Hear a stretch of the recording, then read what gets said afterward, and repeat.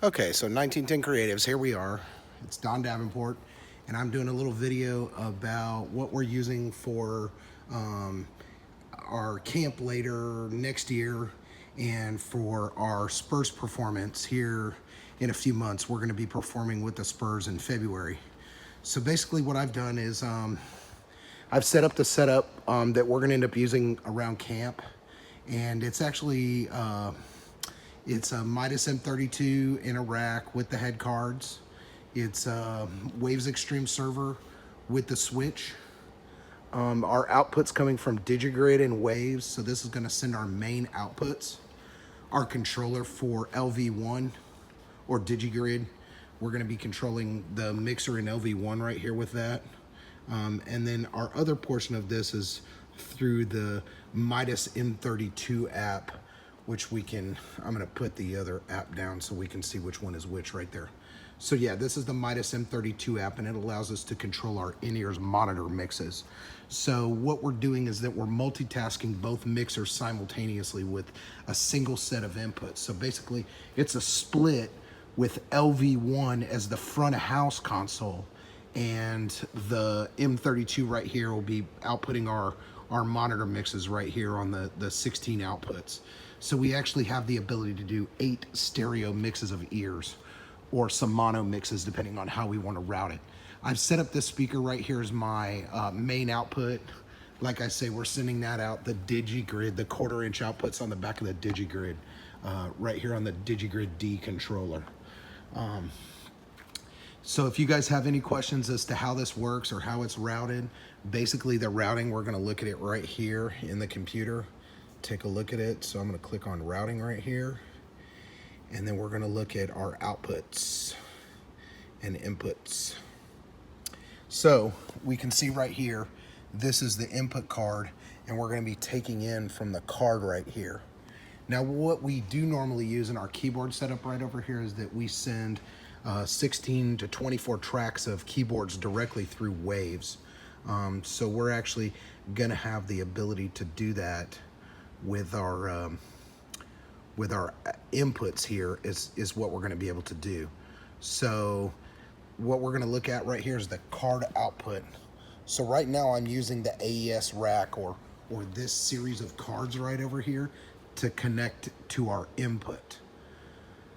And then what we're gonna do is you actually have the ability to choose in between the AES devices or the card itself. So once I'm taking the inputs from Digigrid directly through Waves, I'll be using the card for some of the inputs. For the outputs, we go to, we were just looking at the card out. So basically we're making a loop right here.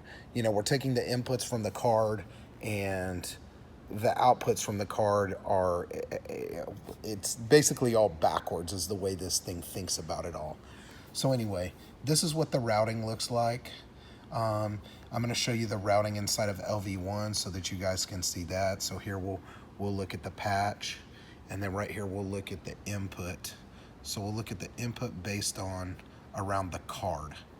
Okay, so we can see right here, input to the card. I've just got 16 tracks patched in LV1. I do have a 64 channel capable version of LV1, but I'm only routing 16 tracks right now just for an example. So right here we've set the input as the card, and then we can look at the output right here. So I'm going to click on the output tab, and we can see that we're outputting back to the card as well. Now just real quick right here, we've got a selection where we can choose post, pre. I think this one is independent, where we have 2 different sets of gain controls, one inside of LV1 and one inside of our X32 mixer. So right here you can see I've got a trimmed input right here. So we are still sharing the head amp. All right, so basically right here, I've got a 58 wired into the first channel, and we can see right here where it's sending signal into LV1. We can also see over here where we're sending into the card right here. So we can see that we've got input number 1 in our first 1 through 16 card. So we can see that we have input based around the head amp. And if need be, I can adjust the head amp here and turn it up and down, control how much of the volume that is driving into the head amp. So if I turn up the fader right here, this would be related to the fader on the LV1. You can hear that I've got audio coming out the powered speaker right over here. So again, if I turn the fader up and down, you can hear that the fader's got control. You can see that the fader on the X Touch has the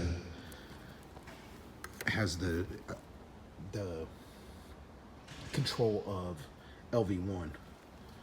Right here in the setup in LV1 also, I can show you guys how the setup is related. I've got the D2 card right here, or D card. I've got the sound grid card, my local computer, the server, and then the control surface. So this is the control surface, which only costs a couple of $100. Okay, so I'm gonna flip back to the other mixer, to the X32, M32.